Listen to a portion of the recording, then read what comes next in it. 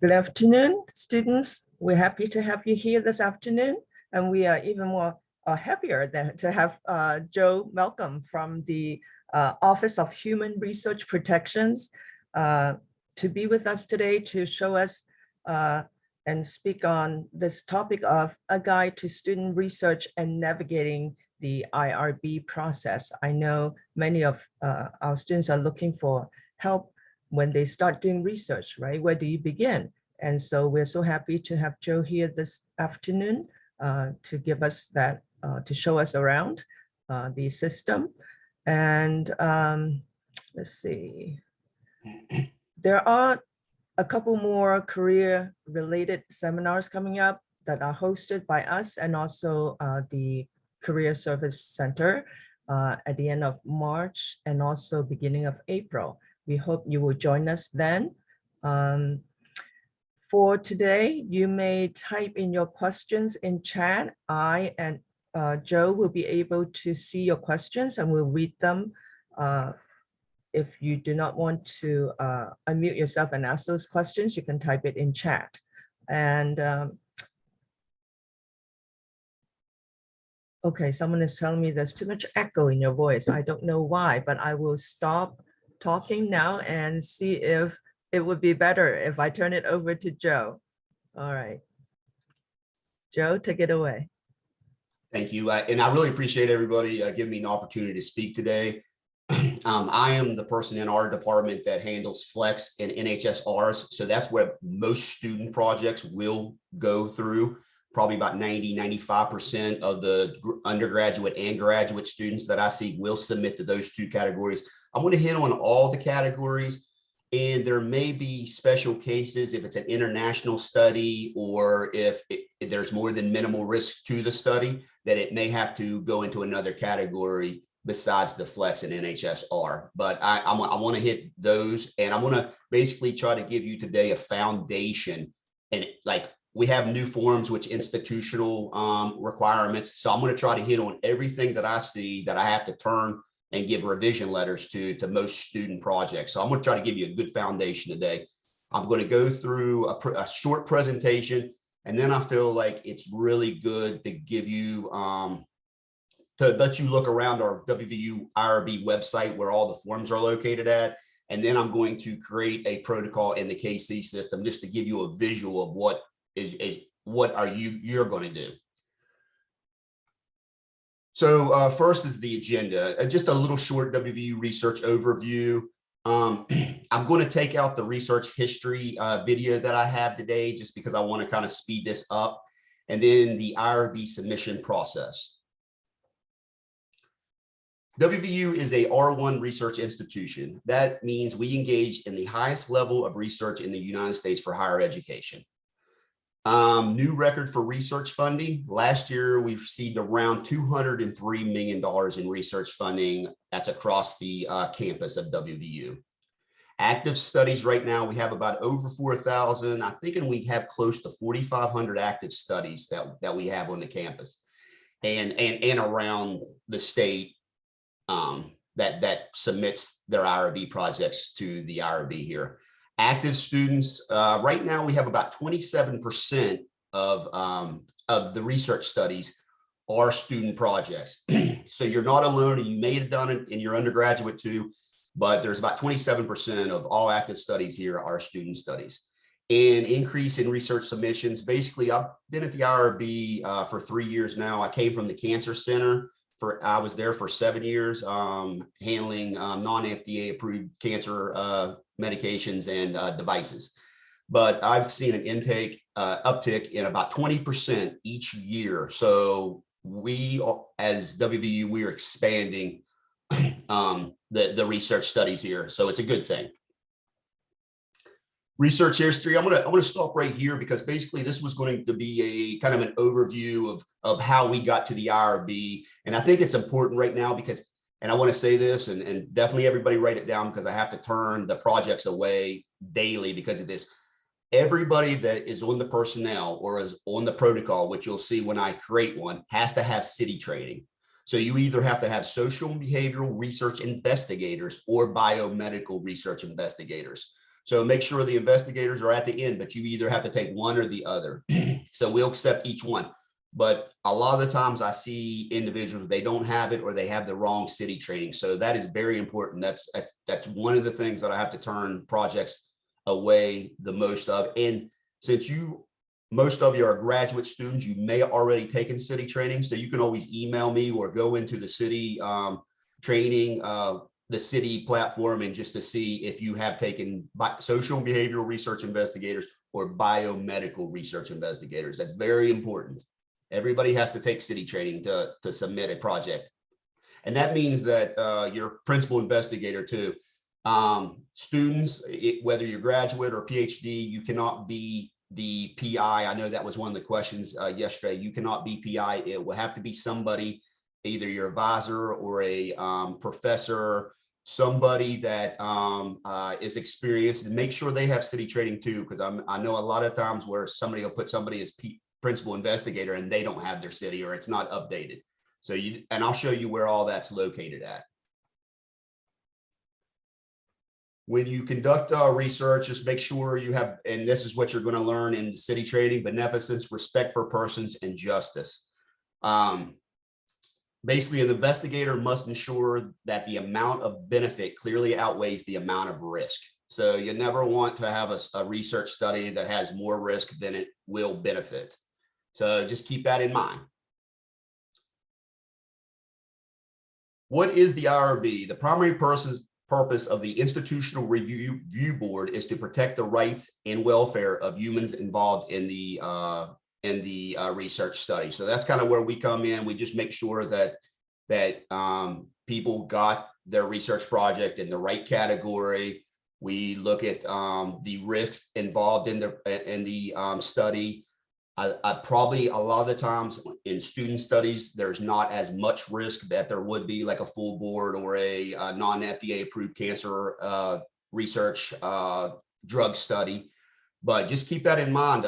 Sensitive questions too, we look out for. You know, if you have a question, I know somebody said, kind of enhance on the social behavioral side of it. If you have questions about suicide ideations or something like that, that might put that participant at risk after reading that project may be more appropriate in an expedited category and or exempt. So, we just got to place these projects where the risk is. IRB review types. Basically, we got full board and expedited. Those are our most at-risk studies. Like I said, most student studies will not fall into these two categories, but we have a lot of full boards and expediteds. Like I said, that's your non-FDA approved devices. Heart and vascular has a lot of it. Neuro has a lot of these that go into these categories. If you ever have a question about where to place or if you're having questions on where to place your research project at, just shoot me an email real quick. We can talk it over, or give me a ring, and we can talk over your project and make sure it is in the appropriate category. We have central IRBs.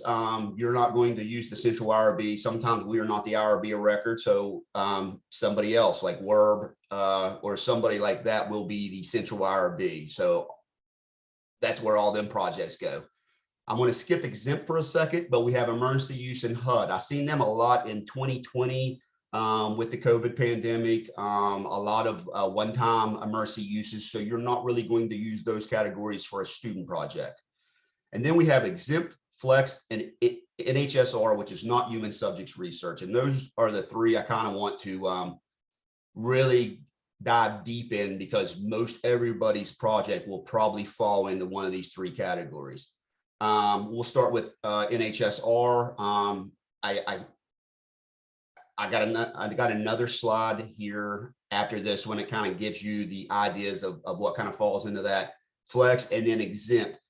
Exempt could be studies that maybe are minimal risk. However, they're international studies. We can't put international studies in Flex or NHSR. So just keep that in mind when you're going to, if you do have an international component, definitely look at exempt first before anyone else. NHSR examples. That's basically most case reports, generally up to 5 subjects. I see a lot of these with student projects. They could have, let's just say there is a person that in the cancer center that has a disease that they want to study. So it's only one patient. They will put that research project in NHSR. So that is called a case report. So I see a lot of those over at the hospital where students submit to us. They're just doing a case report. You know, one person comes into the facility and they want to extract variables and just kind of, you know, really learn about the disease.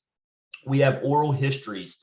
That if you're going to talk to 1 or 2 people, let's just say 3 retired dentists, you're coming into the you're in the dentist department and you want to talk to 3 retired dentists, that could be considered an oral history. Public health surveillance, you're not really going to see those in student projects. Quality improvement projects and program evals, I see a lot of those. If a student project wants to go into a facility and see how much usage of paper towels or something like that, you know, that could be considered a quality improvement project, or evidence-based medicine projects. An eye towards the flex category. This is going to be the most important category, I think, for everybody involved here today on this presentation. So keep this in mind, the flex category. What is the Flex Coalition? Basically, it was created by the University of Southern Cal, consists of institutions from across the nation that joined to achieve more flexible approaches to increasingly burdensome federal requirements by finding simpler ways to review research. It's designed for non-federally funded. So I think I've only seen 1 student project that had a little bit of federal funds tied to it. So it's any project that has non-federally funded and minimal risk studies. So anything that's more than minimal risk has to go into another category. And WVU IRB launched this in October of 2018. My director came from Arizona, where they had the flex category. So she liked it so much. She came here in the spring of 2018. By October, it was up and running here. A lot of people seem to love it. It definitely reduces the burden off the researcher and the staff here reviewing those projects. In a nutshell, Flex streamlines human subjects research submissions. It reduces the burden on investigators and staff at WVU, and it reduces the time from protocol submission to approval. The great thing about the Flex category is I'm the one that reviews it in-house.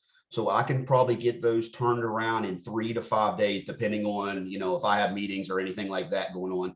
I will try to turn them around as fast as I can. If you have to submit in the expedited, it could take up to 14 to 15, 16 days, determining if there's revisions that you have to do to that research submission. So definitely keep that in mind.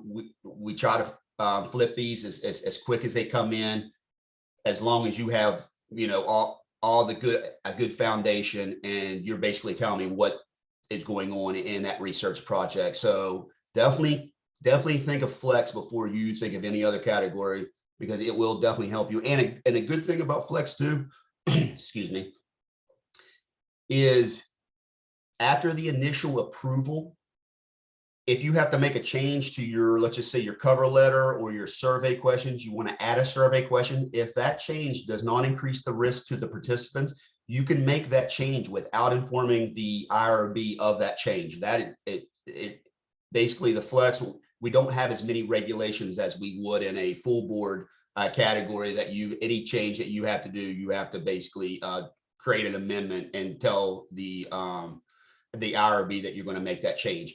In the Flex category or NHSR and or exempt, if that change does not increase the risk to the participants, you do not have to inform the IRB of that change. So that's a really good thing that in these categories. So definitely keep that in mind.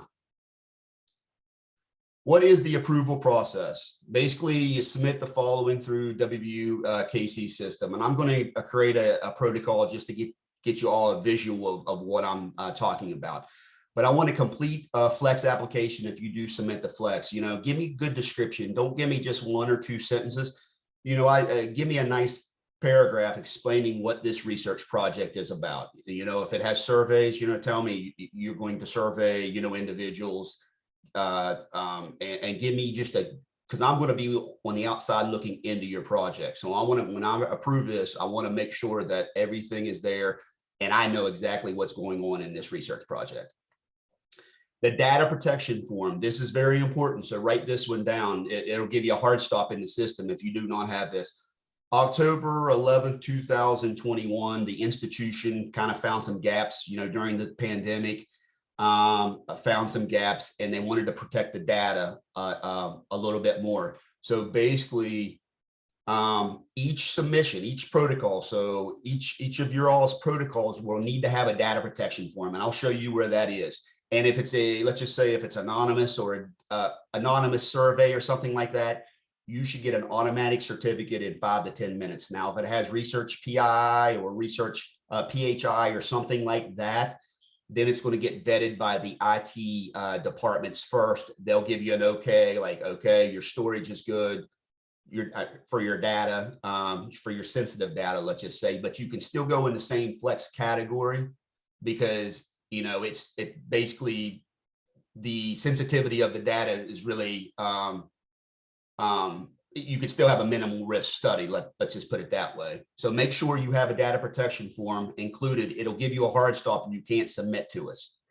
Recruitment materials, anything that's related to this research study, like if you have advertisements or anything like that, you know, I want to see everything in the notes and attachments section.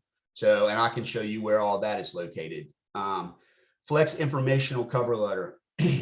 The good thing about the Flex and NHSR and exempt, and I put Flex information, but it's just an informational cover letter. This is going to act as your consent. So it's only 1-page template. It's located on our webpage. You do not have to get signatures if you submit into Flex, NHSR, and or exempt. You can use this cover letter. So you don't have to collect signatures, and this would act as your consent. I have to turn a lot of research projects with students because they want to give somebody a 5-page cover, or they want to give a 5-page informed consent that they have to write down their name and stuff, and it's a simple anonymous survey.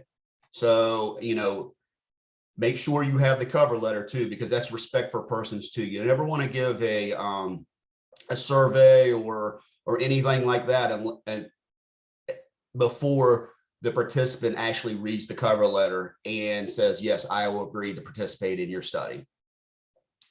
Surveys, questionnaires, data collection instruments. A lot of the times somebody will say that they're having a survey or questionnaire, and I go to notes and attachments section and I do not see that survey and or questionnaire. So make sure all your materials are included in the notes and attachments section of your research project that you will submit to us.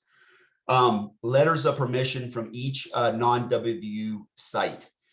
So let's just say if you're doing a social survey and you want to go into the high schools here, Morgantown High School and or University High School, you will need letters of permission from the Board of Education and or the principals that you can go in there.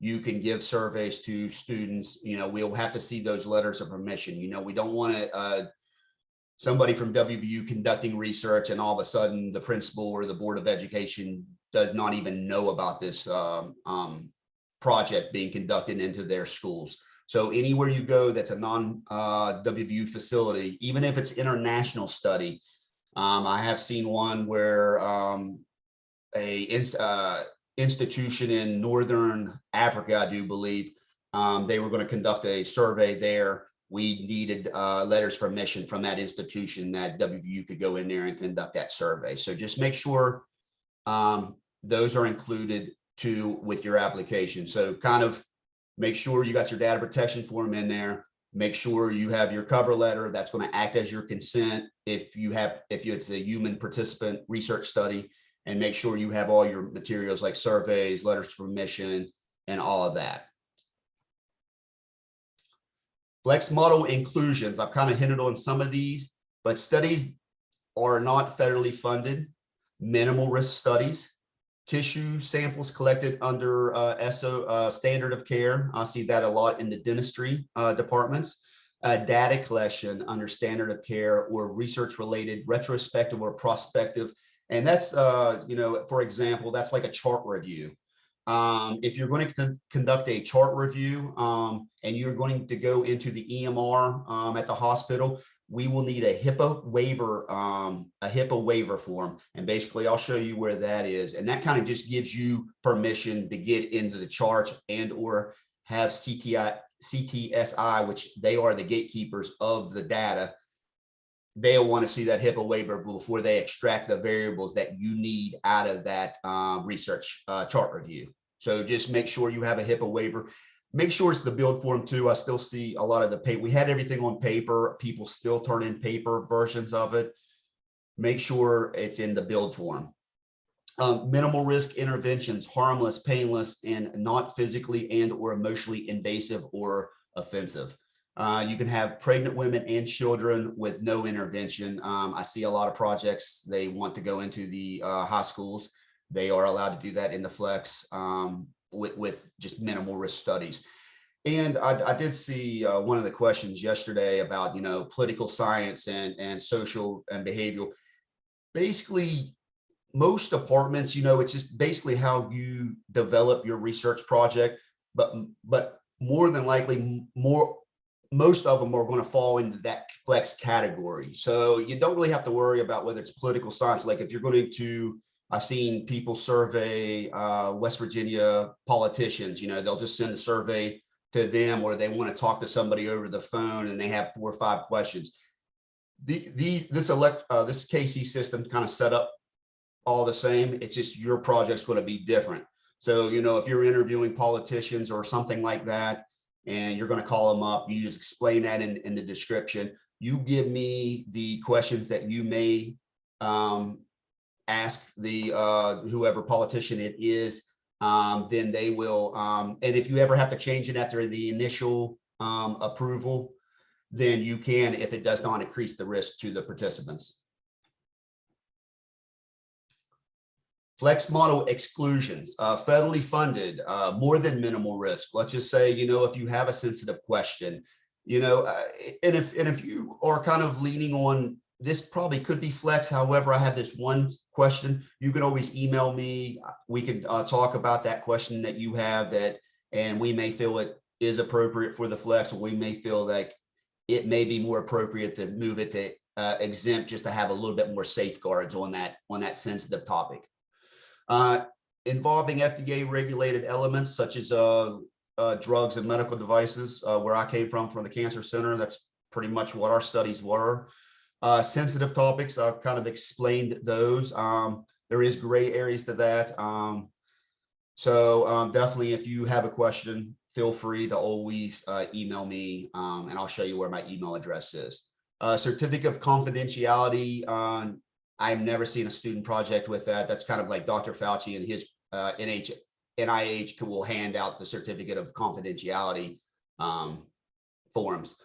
Prisoners, tribal members, military personnel, wards of state, impaired consenting capacity. Those are fine if you want to submit those research projects, but they may be more expedited because expedited has more safeguards, and they'll go out to the reviewers just to make sure that research project has everything it needs.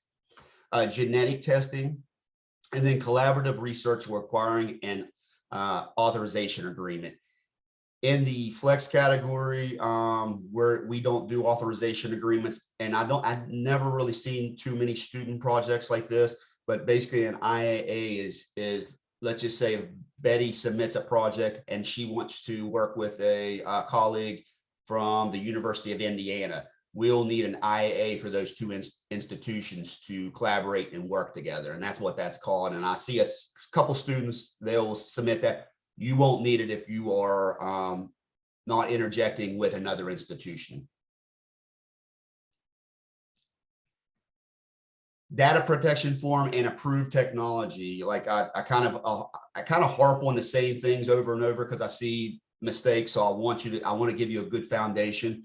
So make sure that you have the data protection form, and please review the approved WVU technology list on the WVU-OHRP website. And I can show you where all that is too. When you do the data protection form, an IT, somebody, WVU IT may reach out to you just to see how you're handling your data. If they have any questions, or if you ever have any questions about data storage, you'll reach out to Amanda Griffith. She is the WVU IT person that kind of checks for data storage of your project. Information that is important: your cover letter, your data protection form, your HIPAA waiver form if you were conducting a retrospective and or prospective chart review, any attachments that is part of this research project, and approved technologies to see if your platform is WVU approved or not. So any questions so far before I show you the website?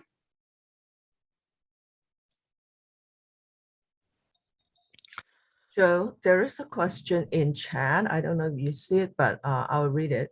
The chair of my dissertation committee has retired, but is being allowed to stay on as chair until I complete, let's see, my program. Can a professor emeritus be a PI? Yes, they can. I've seen that. It just make sure that they have access to the KC system, and make sure that their city training is up to date. I know some people that has retired, but is still staying on. They do conduct their own research here. So, and I communicate with those individuals weekly, so they can be a principal investigator. But I would just make sure that that person has their city training too. Okay. Thank you. Hello. Hello. This is Hadis Rahman. So I have one question. Okay. So I'm a graduate student of Davis College. So actually I want to conduct a few survey. So can I get the IRB approval, as it says it needs the PI as a professor. So as I want to do my survey research individually, I have few research ideas regarding the influence, motivation, and the purchase intention of consumer and the brand related research. So is it possible for me to get the IRB approval as an individual researcher? What was the last question again? So I want to conduct the survey research by myself. So as the IRB approval requires the PI authorization, the principal investigator or something like that. So can I get the approval? You can conduct your own research, you know what I mean? But you just will need a principal investigator just to oversee the project. They don't have to be involved. They don't have to be involved with it. Okay. But you're probably going to be conducting that survey on your own. You know, you're going to be, getting the cover letter that's going to act as your consent. You're going to be developing the survey, and you're probably going to be the one, doing all the legwork on it. So the answer is I need one faculty member to be the PI for my research, Yes. right? Yes, you'll need one faculty member to be the PI. So whoever that is, just make sure they're city trained, and they'll basically, and just give them a courtesy to anybody that I know that when they're a principal investigator, just make sure and give them a courtesy. When you press submit, I see a lot of graduate students and undergraduate students do this. They'll submit and they think it's submitted to the IRB and they're waiting for approval. However, it got submitted to the principal investigator. So give them a little courtesy email or a phone call and just say, hey, I just submitted my IRB protocol to you to give a quick review and to submit into us. So the principal investigator has to do that final submission. So that's a little thing that really screws up the process. Sometimes those protocols are waiting out there a month and that student is waiting on their project and we don't see it. So we would never know, but they call in and I see that it got sent to the principal investigator. So make sure you give that principal investigator an email or a courtesy call and say, hey, That Mhm. that protocol is submitted to you, look at it and submit it into the IRB. Okay, thank you. You're welcome. Joe, there's another question in the chat. Can you demonstrate how to get a new PI into the KC system, city training? Yeah, I'm going to go over all that here later on. I'll show you how to get a new principal investigator in there. I will show you where the city training is. Once we answer these questions, I'll go to the website and show you exactly where to go to get your city training. Okay. Okay, I'm gonna stop sharing my screen for a second, and then I'm going to share another screen here if I can find it. I see Kim trying to unmute. So Kim, do you have a question? Yes, I do. Thank you. Go ahead. So I did a study pilot as a project in one of my courses. Okay. And so my committee would now like me to write that up as a manuscript and get that submitted. And when I looked at the site, it seems as if now I need to have IRB approval if I'm going to submit a manuscript. Is that correct? Yes, and we urge on the side of caution any time that somebody does want a manuscript or publish their writings to go get an NHSR real quick. That's going to be not human subjects research, because you'll analyze the data then, and that's going to be a very easy submission.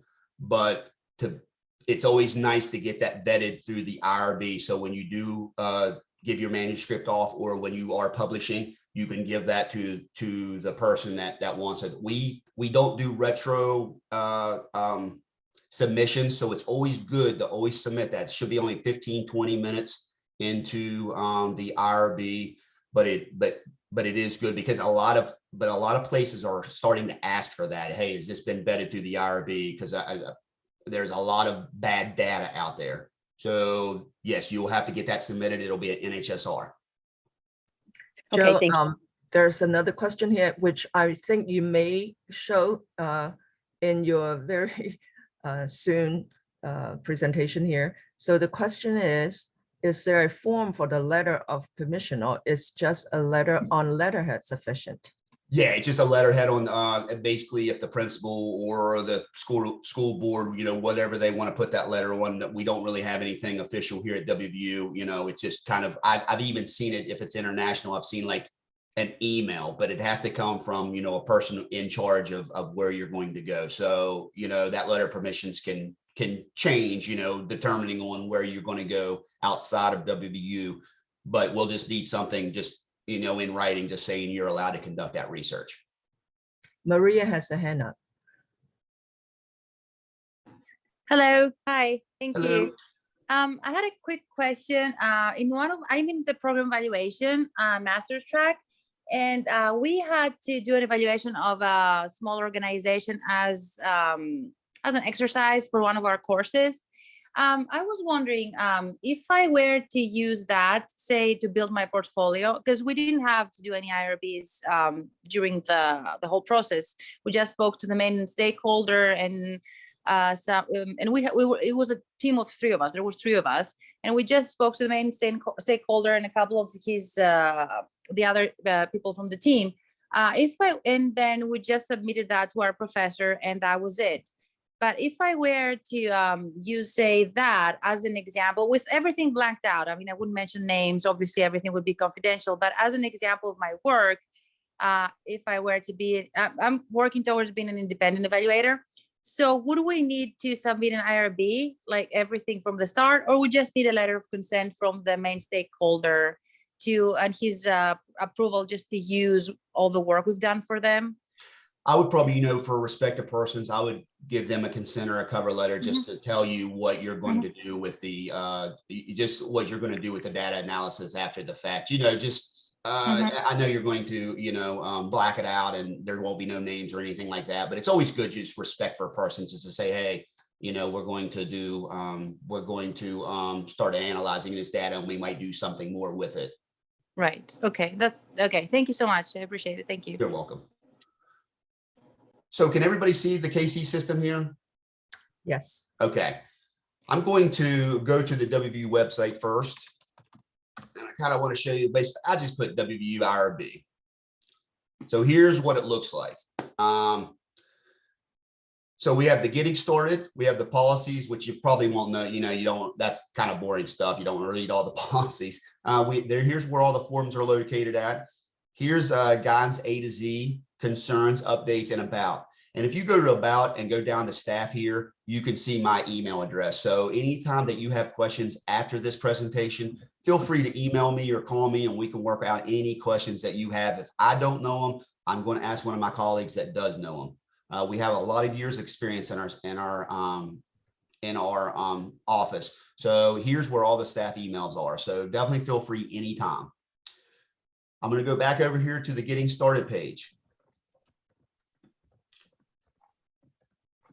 We have tools that kind of determine if a project submission to the IRB is needed. More than likely, if you're going to conduct a survey or if you have cover letters or something, it's always good to barrel on the side of caution and submit a project into the IRB, especially if you, like the question earlier, if you're thinking you're going to publish your work, always vet it through the IRB, because that person's going to come back sometimes and say, hey, we can't accept your project without that. Determine the protocol type. I kind of tried to hopefully make it easier on you, just to say, hey, look out at these three. However, if you do have sensitive questions, or if your project is more than minimal risk, please give us a ring and we can determine what category. But most of the time, flex, NHSR, and exempt is going to be the student projects. Complete the required training. So you can press this, go in here, and I can show you. And right here's the city training. So this getting started page is going to give you everything that you need to know.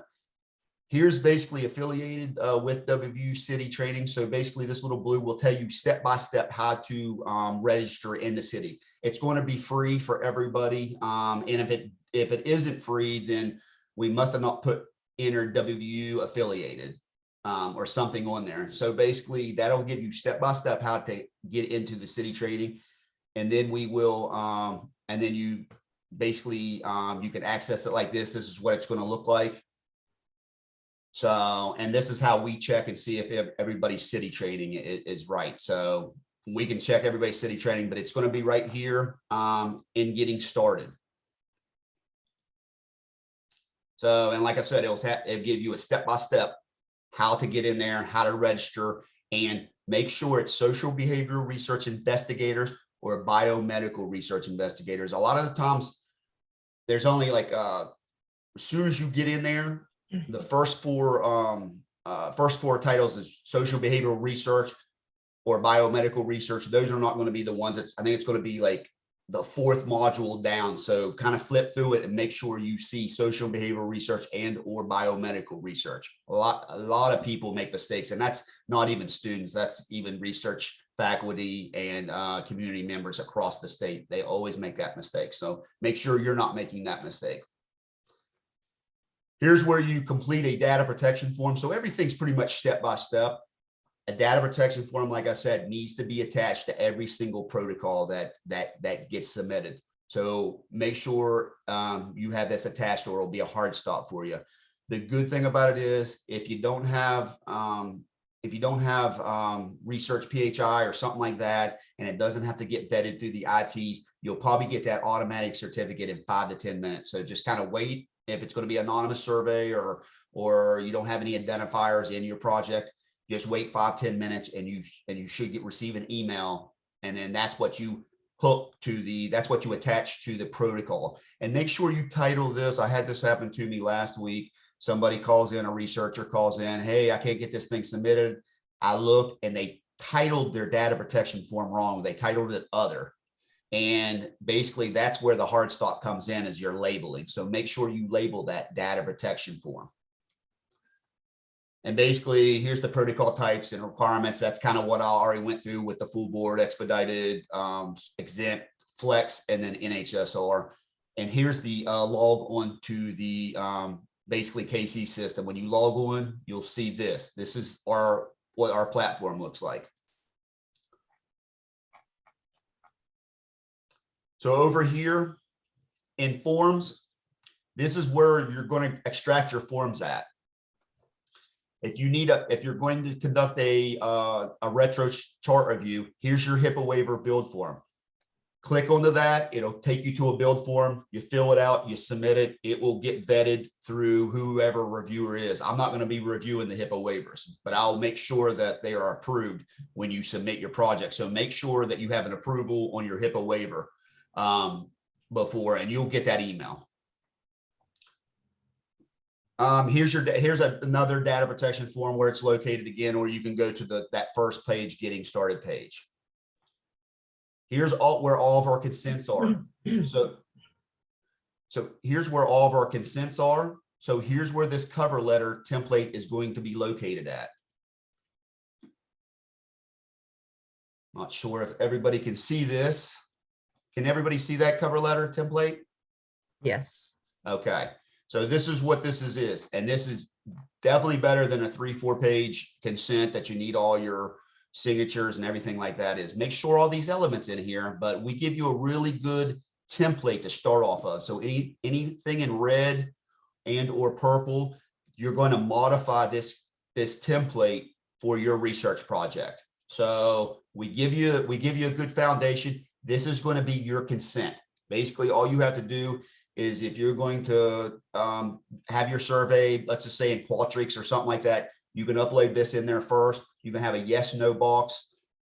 They'll press yes and go on to their survey. And or if you're out in the field interviewing individuals or doing other research projects, we want to see this. This is kind of a respect for persons, where that participant knows exactly what's going to happen in this research project. You know, after reading, maybe not exactly, but they get a good idea, you know, of yes, I want to be involved in this. So that is what that looks like.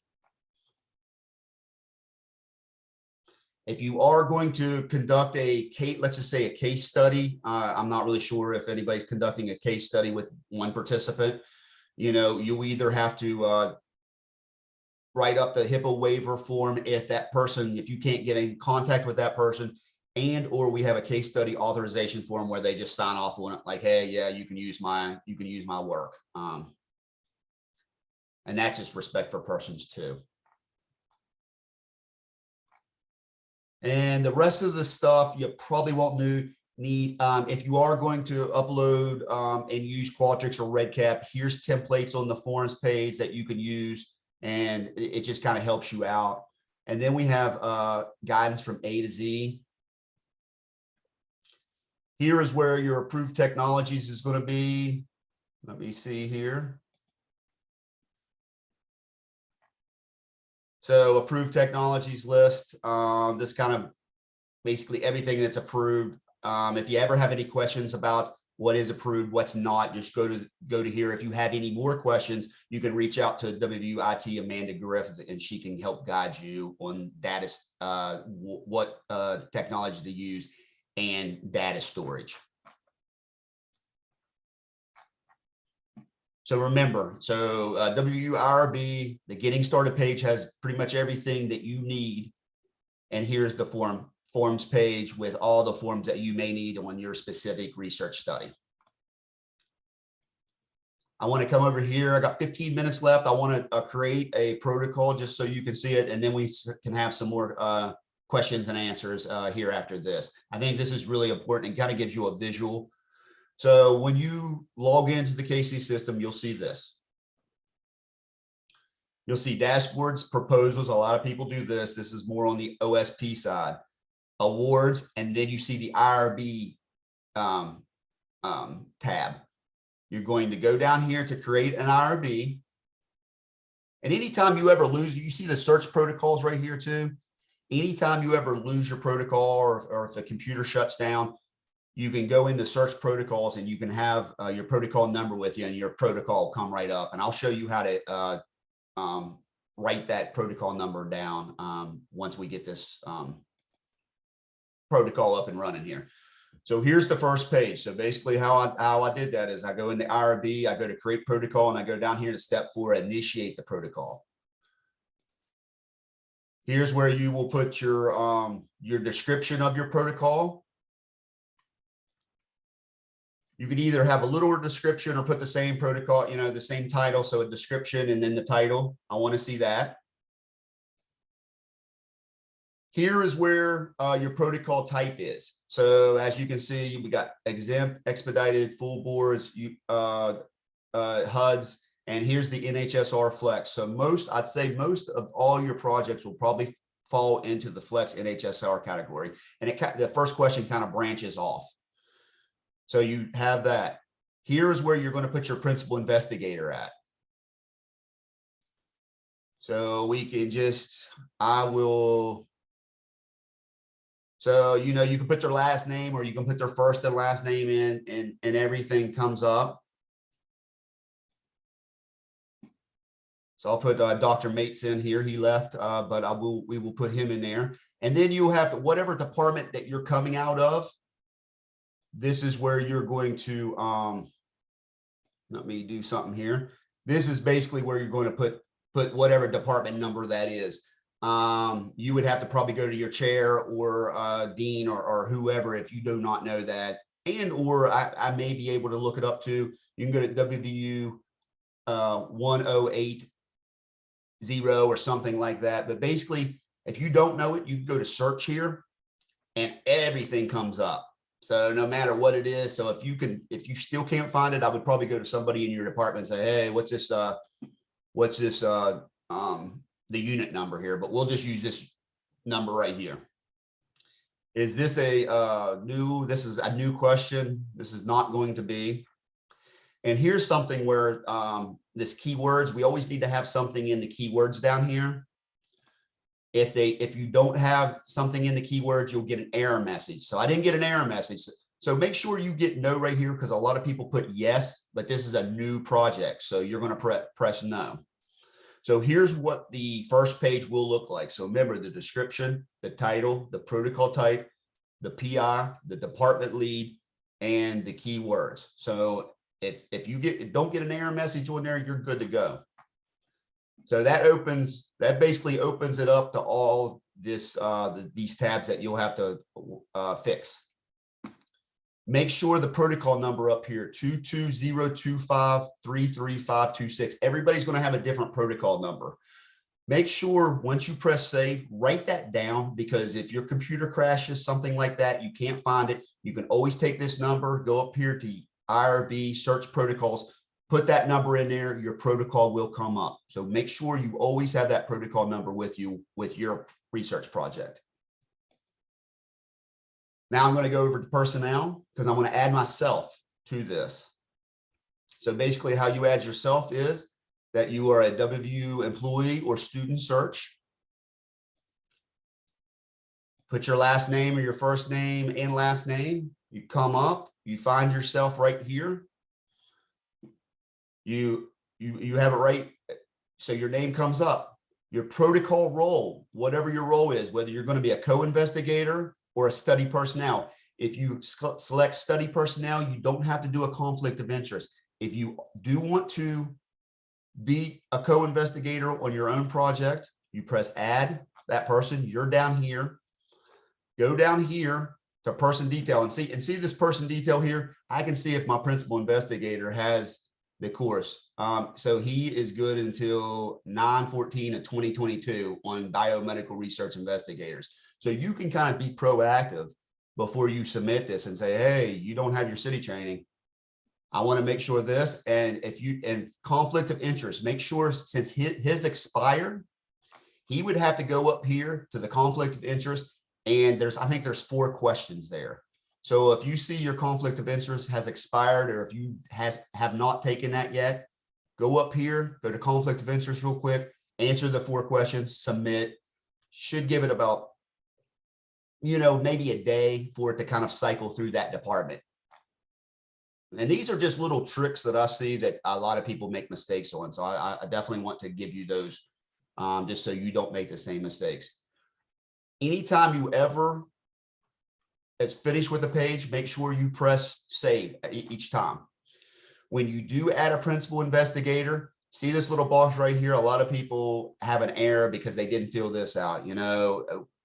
Basically state the current position and years of research experience. I'm just going to put that just for just to cut time off of us. So we got that.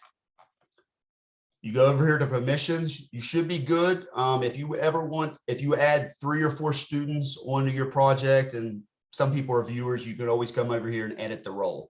So you will probably be the aggregator because you're the one that created this protocol. Principal investigator already has automatic rights, so they don't even have here. So since Malcolm Mates is the principal investigator, he already has access to this. Your questionnaire. This is the important part. If you are conducting a chart review, let's just say, then you will press yes. This research involves protected health information, and then fill this out. And then you will be requesting a HIPAA waiver. Like I said, if it doesn't have any PHI or protected health information, you'll press no there. Biological safety, yes or no. Basically, if it is, you'll have to get that vetted through the IBC. Basically, you'll need an IBC approval for this project, and then describe the use of agents. Data protection form. So I was big on the data protection form. Make sure you attach it. So you're going to press yes, and it tells you to attach it. Here's going to open up your questionnaire to the NHSR Flex. So this first question is very important. Does your project qualify as not human subjects research? If you press yes, then your NHSR category opens up, and all you have to do is describe the project, say it's federally funded or not, and is it being done by a student. So very simple. NHSRs are very simple categories. If you press no, then the Flex opens up. And basically, is this project minimal risk? Is this project fairly funded or not? And if you press yes, it'll tell you just to call us. Does your project include, and through my presentation, I was talking about all of these. You would press none if it doesn't include any of that. If it does include one of those,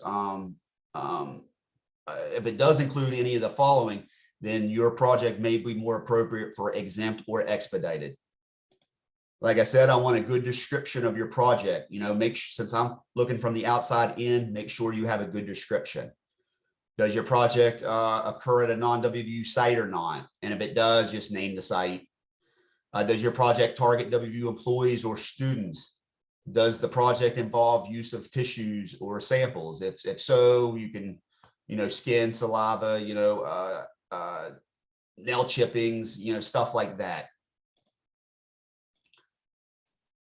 Does the project involve reviewing information that has been or will be collected for non-research purposes? Describe the informed consent process. That means, you're going to supply a cover letter to that participant so they can read it. And that's what you would put right here. Describe the steps that will be taken to maintain the privacy of the subject. So if you're out in the field conducting research, make sure that there is a private place that individual feels comfortable that you can ask questions with. If it's over the internet through Qualtrics or RedCap, that person, they can go to McDonald's and fill that form out. It's kind of person-centered wherever they feel comfortable at. And is this project being done by a student? Once you're done with that, you're going to press save, and everything should have lit up green. If you have any red tab there, that means you didn't answer a question. So make sure you get all the questions. Over here, here's where I'm going to see the data protection form. And cool thing about it is you can just upload, drag and drop, and then you kind of label it. Over on here, I want to see survey questions. I want to see your cover letter. I want to see the data protection form and any other materials like advertisements, anything like that you think that goes into your research project. I want to see that in the notes and attachments section. You don't really need to worry about protocol history or summary. That just kind of gives you what you've already done. When you're completed with the project, when you feel like you have a complete project, you'll go over to Protocol Actions tab.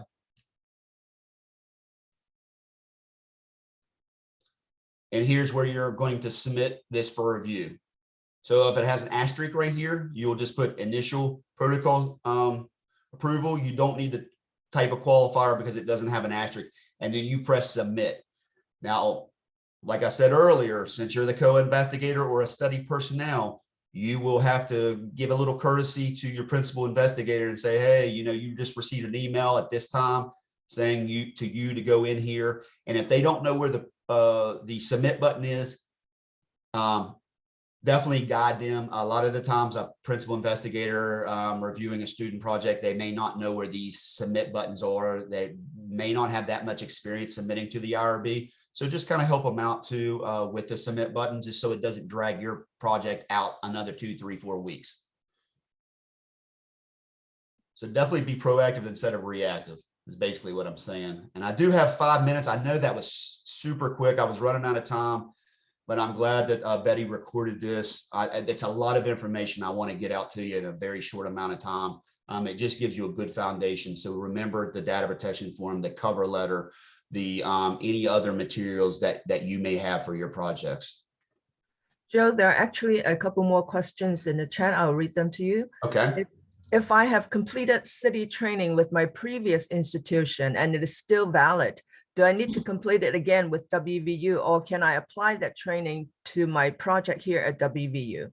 Yep, good question. I would basically extract that city form. Basically, they'll give you a little certificate, and underneath your personnel, you can upload your city certificate from an outside institution. So just make sure, it has all the elements that we recommend, but I'm sure that institution vetted that city training through, so you can conduct that research there.